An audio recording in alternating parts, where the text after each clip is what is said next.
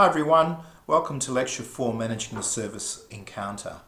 I guess this is really where the rubber hits the road in services marketing. So the nature of the service encounter, just to start with, research suggests that other than you think, just getting a core service, making a transaction, but actually there are other important factors that occur during the service encounter. Firstly, there may be an emotional attachment to a particular provider. Think about your hairdresser, your doctor, as somebody you would see repeatedly and form a bond with. A lawyer might fit into that space as well. Customers also may have personal conversations with the provider, so it's more than just an automated robotic transaction. And some form of socializing may take place outside the service encounter. By this we mean with other people, with the service provider as well. So think about these service interactions as events that have a lot of meaning to people, particularly if the service is important to them. The service encounters can be different with the same organisation. Figure 4.1 in your text shows that, for example, if we have a look at higher education service encounters, they can vary from office appointments, lectures, tutorials, what's happening online right now, a telephone call or email conversation. Likewise, if we look at financial institutions, also there are a number of possible different types of service encounters at the branch, face-to-face with an automatic teller machine, email, online and telephone.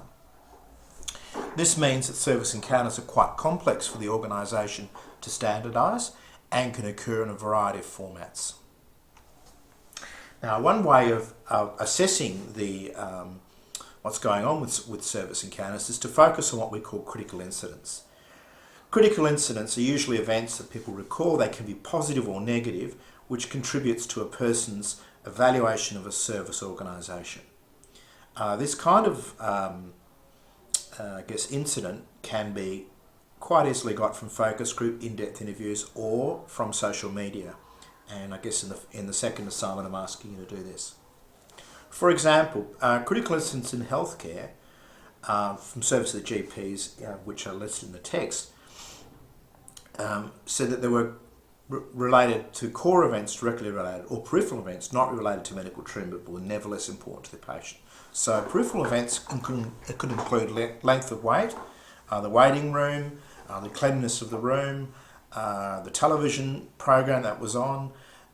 Medical treatment is important, but other critical incidents are also important. So the critical incident is not always related to the delivery of the service. And here's an example of a mobile phone provider switcher, married with children 5 years of age, who talks about waiting 20 minutes to speak to somebody about an inquiry on the phone. It's not related to core service, which is their mobile phone working or not working, but nevertheless it's recalled as an important incident support service.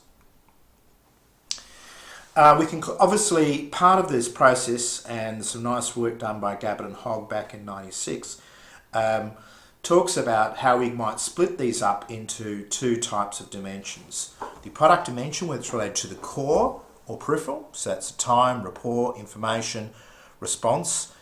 The personal or organisational availability of practice, of appointments, practice administration, waiting times, community visits and home visits. This is important because there are some things that might relate to an individual service provider, and as we'll see later, some that might relate to the design of the service delivery mechanism, what we often call service blueprinting.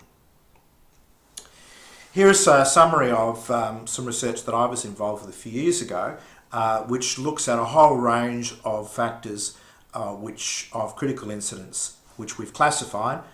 You can look up the reference there if you want to look at exactly what people see. And you can see here that these are split according to sometimes things like word of mouth. We can look at product attributes.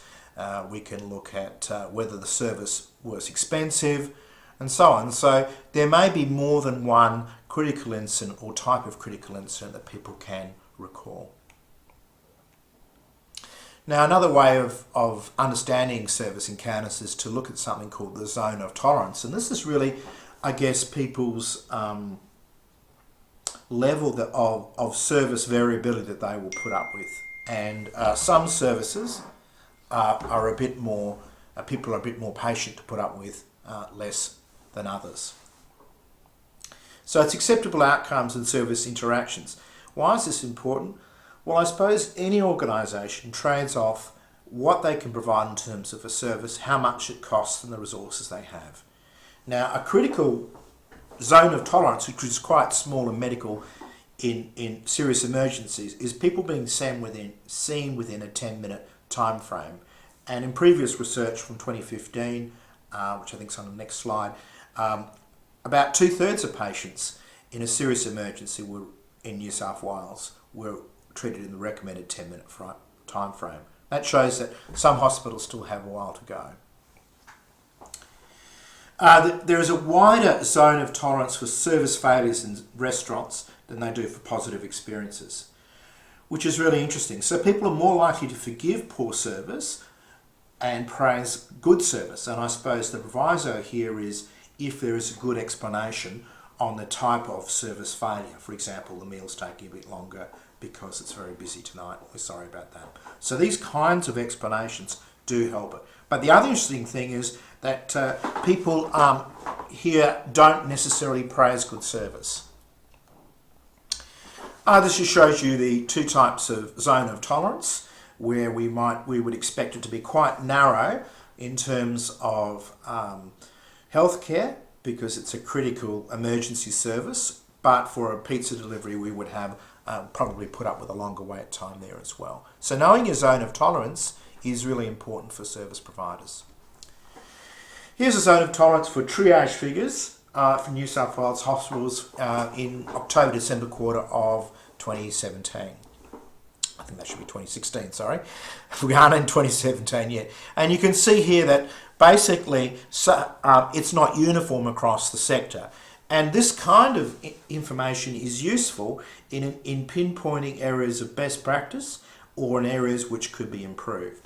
And so you can see patients whose treated was on time is up here, okay, and lower than New South Wales is down here, and whether it's increased here, whether it's decreased. So these are the more high-performing hospitals here. These are the hospitals that probably need a bit more attention to. Customer delight is related to zone of tolerance. So a zone of tolerance in itself will not make a customer satisfied. Think about the restaurant example. However, there is examples of what we call customers being delighted by a profoundly positive and emotional state, resulting in someone's expectations being exceeded to a surprising degree. So it's really driven by emotion of joy and surprise. What are the causes of joy? Well, employee effort, expertise, and the quality of tangible aspects of the service environment, the design, the appeal, the store atmospherics of the restaurant, and so on. For surprises, employee effort seems to be more important. So you can see here how important it is to have really well-motivated and, might I say, well-paid employees with considerable expertise who can do something at the point of service if you're interested in triggering customer delight. Sorry about that. Now, of course, the other flip side of this is when something goes wrong. And services are performances. As I said, they're not products which we can store and standardise to 100% reliability. And also, depending on the complexity of the service, it may be difficult to offer consistent level of service. Complex legal cases, interesting cases in medicine, and so on. It's important to note that a failure may not result from the core service, but supplementary services. So, for example, in a hospital, the cafe producing bad food or not being open on time when someone's hungry, that's a supplementary service, but it's not a core service. Nevertheless, that is a service failure. Figure 4.4 in your text outlines some of the various stages in service failure recovery. A series of studies that have been done, particularly with airport delays in the United States, which occurs quite regularly, has found that just a simple explanation has been found in research to lead to greater customer satisfaction and loyalty, an honest explanation. Okay, so here's some research by Dunning, O'Cass and Bukotich. of how you might resolve unsatisfactory sales encounters. You take the incident, the customer, the presentation of the incident, response, the immediate outcomes, and the conclusion of the outcomes. So really what this is saying is that really the key point here is the immediate outcome to the customer's concerns. Okay, so there's some of the issues in services. How can we improve the service encounter? Well, one way is what we call benchmarking services. Benchmarking can be defined as making sure that service performance meets some defined measurable outcome, and we'll have a look at some examples. It's also useful that we can provide guidelines for quality control for each part of the service process. So in education we have the TESCA approach. You might be familiar with some universities having a AA CSB or EQUIS accreditation.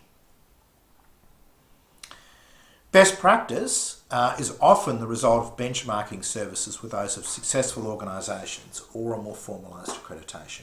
So even if they don't exist, you can compare yourself with other organisations. So one of the very common benchmarking measures that firms use is what's called the Net Promoter Score, which is what percentage of people would recommend the service. And you can quickly compare that to our leading companies in your market.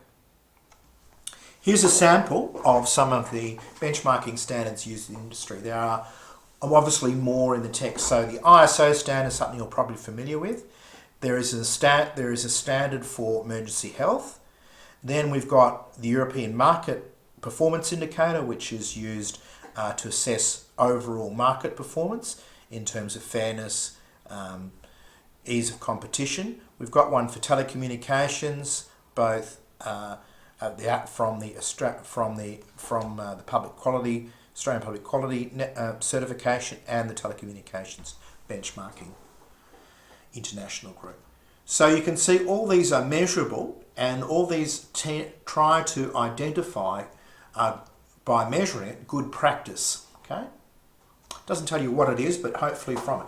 Here's some benchmarking in Australian telecommunications by a mobile phone provider that we work for, who we've called Ozbargain, and here's how they compare with the Australian telecommunications industry. This is everybody else, and the European Union here on these services. And you can see here that Ozbargain compares better than the Australian industry, but still has some way to go with higher standards internationally. We can also use just measures of satisfaction and value of service, and again the Ozbargain measures here compare favourably with that of the rest of the competition. However, benchmarking doesn't tell you exactly what to do. It tells you where you are. You still have to look inside the organisation to work out how you're going to provide something of value to consumers. To do that, we need to really start by looking at blueprinting the service encounter. And here we start by constructing a diagram which includes firstly the behaviour of customers, and a service encounter is usually for a particular transaction. It could be enrolling in a university, it could be getting your results, it could be withdrawing because of sickness, it could be getting a new mobile phone provider, opening a new bank account, going to a hotel room. The behaviours of frontline office employees are often studied here as part of it, but not the only part of it. The back office, the services from credit, ordering, if we think about your course that you're waiting for your textbook, that's a back office employee job as well. So that also often affects the nature of the service encounter. So you can see here, there's the customer activities, and we look at the firstly what we call the line of visibility, what the customer can see. Then we have back office supporting procedures, and then we have an overall support, and we link them to various service encounters. That's all a bit theoretical. Here's what it actually looks like in practice. This is from, again, some research I was involved with, published last year. And same mobile provider, and this was changing just changing a mobile phone provider contract, which most people found quite difficult. So you can see here, this was a prepaid phone. people bought the card, they were greeted, you activate the SIM card, then they might make an inquiry, their records and support, the usage billing system is set up, and the SIM card is activated. So what this company recognised was the importance of, firstly, more simple contracts. Secondly, a good Australian call centre where people's inquiries could be done, or that people could do this online quite simply. And it was quite successful. So you can see here the behaviours of what occurs in the back office. The line of visibility is particularly important. Excuse me. And you don't have to see the people. You might be interacting with them over the telephone, and the line of interior interaction is also important here as well in determining the nature of the service encounter. Now, that's blueprinting it, and if we thought about that as an engineering approach, that would be one part of hopefully improving the service encounter for consumers. However, many service environments have what's called a servescape, and this is really the tangible cues in the customer's evaluation of a service. Would you go to a restaurant if it was filthy? Probably not. And this is an example of the servicescape, the tangible cues that people use. So this is the effect of the physical surroundings on the quality of the service encounter, and this is why hotel lobbies, for example, so much work goes into that, because your reaction to this hotel lobby says a lot about what you think about the nature of the service encounter. It's particularly important for leisure services, hotels, resorts, cruise ships, casinos, and so on. Again, these are services where it's really hard to trial, where the overall aspect of the service, you're looking for tangible cues to judge that service pretty quickly, and so particularly important in these services. Some important aspects: how clean it is, music, so the ambience, the design of physical facilities, how comfortable they are, how welcoming they are. Importantly, previous research, some that I've been involved with, has shown that particularly ethnic, subcultural language groups symbolically interpret servicescapes as indicating whether they are welcome or not at a particular establishment. So the rainbow flag for the gay and lesbian groups, funnily enough, was developed by a marketer to try and show that, that this service establishment was welcoming to that group. Really nice example here of the Intercontinental Hotel chain in your text, and some of the effort they've done in putting music into hotels to make it soothing, to make it related to the particular country that people find themselves in. And so this is a really, I urge you to read this case study. I won't go through it in detail for you, which is in your text, and it really does provide a great example of the use of all those aspects in the servicescape.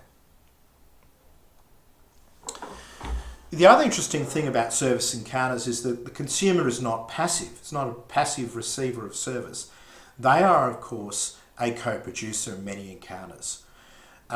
If you're going to a lawyer, a doctor, an accountant, a university lecturer, you are co-producing a service.